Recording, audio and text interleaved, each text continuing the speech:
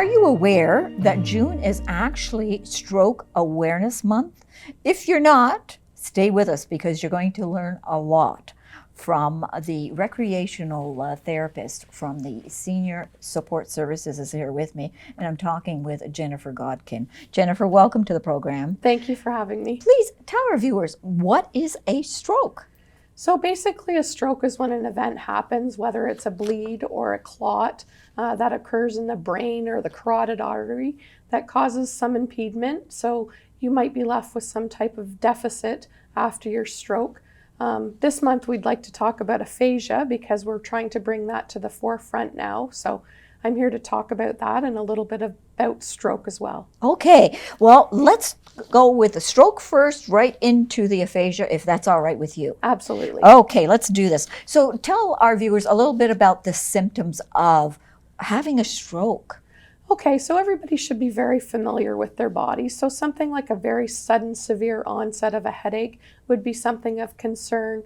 Blurred vision, slurred speech, those are all signs that you know something might be going on. Okay. Maybe a bit of tingling, paralysis, feeling on one or the other side of your body or both. Those are things that you should probably contact medical assistance immediately and just get evaluated to make sure nothing's going on. As we know, the sooner that you can react after having some of these symptoms, the better the treatment can be for that patient. Now, can people actually pass away from having a stroke? Yes, it is possible. So it is? Yes, the brain impediment can be quite large at times that some people have passed from having a stroke. So it is important to know the warning signs and be aware and just be mindful of your body so that you can be prepared. So when people are having some of these symptoms then, is it possible that their body will not return to what was considered normal, that there could be an impairment to the body?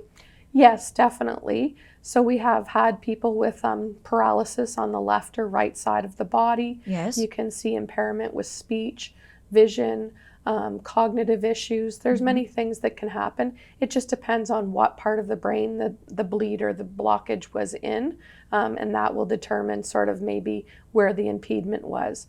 Of course, the quicker you can react to stopping either the bleed or the blockage, that can help minimize the impairments for the client. Yes, yes, yeah, oh wow, oh my heavens.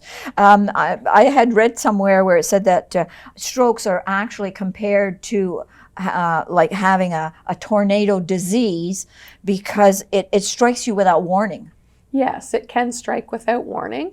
That's why it's important to know your body and know these small warning signs that can happen, especially if maybe you've had a TIA, which is like a little warning mini stroke, to be mindful of what you can do to help prevent a further stroke.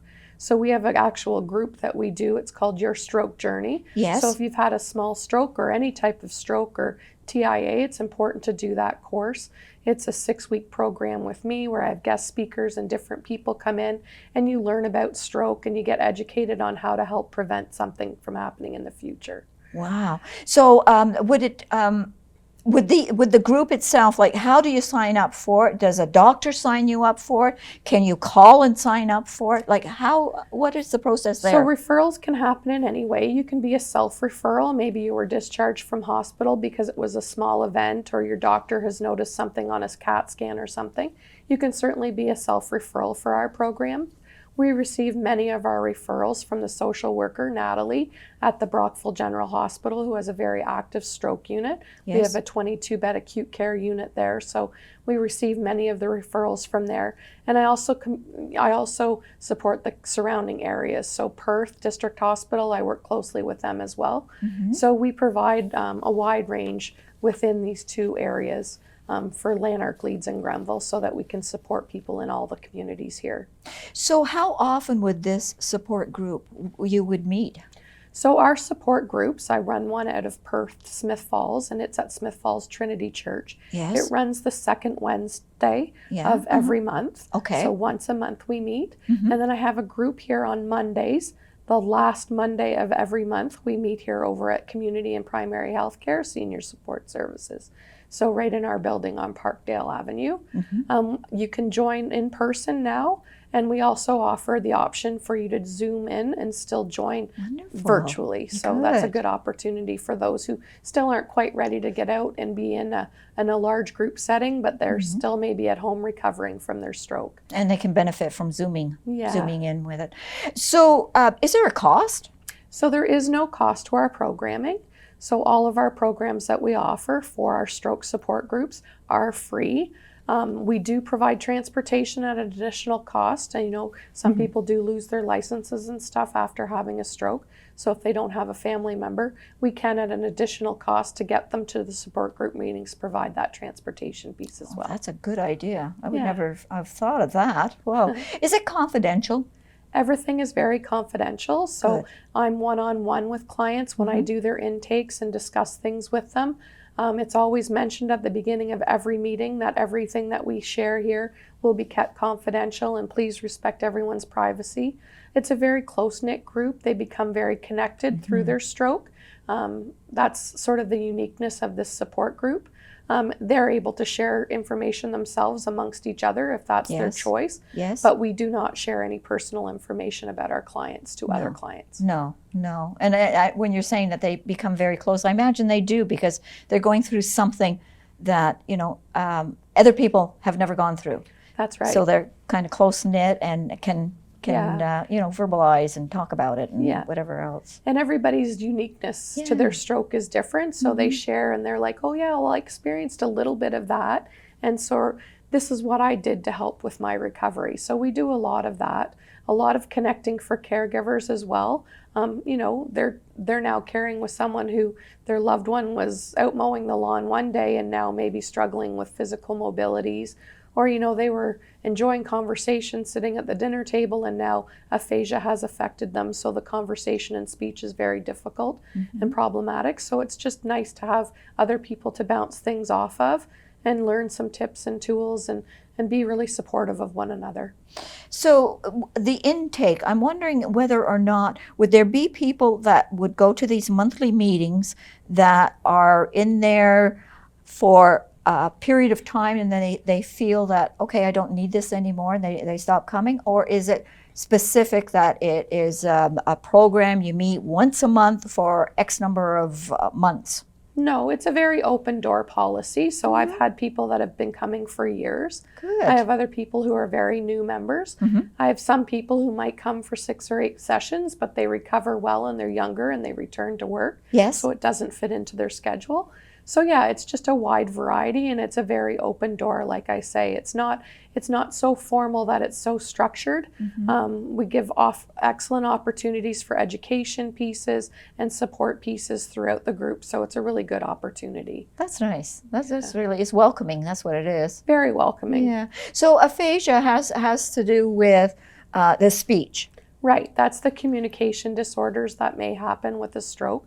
So it may have to do with speaking, writing, reading, cognitive, some impairments of understanding as well. Yes. So aphasia just affects people in different ways.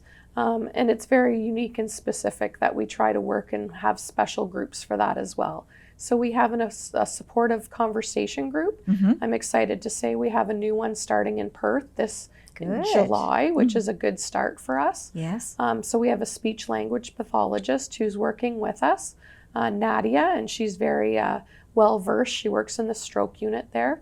So we'll provide a warm environment that they can come and start using their conversations again. We'll provide tips and tools and strategies on how to communicate more effectively, whether it be using pictographs, key wording on pieces of paper, that sort of thing. Yes. And so that's a really good opportunity, and it's very safe and warm because everyone there will have aphasia.